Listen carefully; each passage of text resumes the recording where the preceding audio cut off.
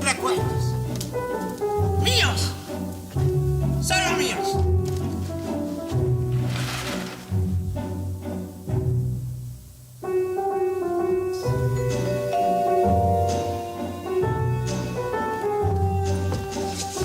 El presente siempre se va. El futuro, quién sabe cuándo vendrá. O si vendrá. Pero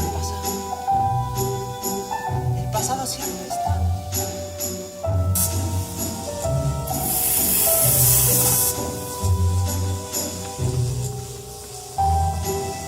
¡Esto es enorme! Bien.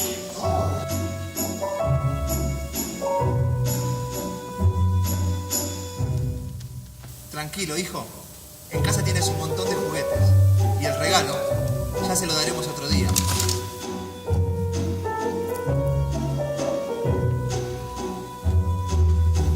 Marcelino,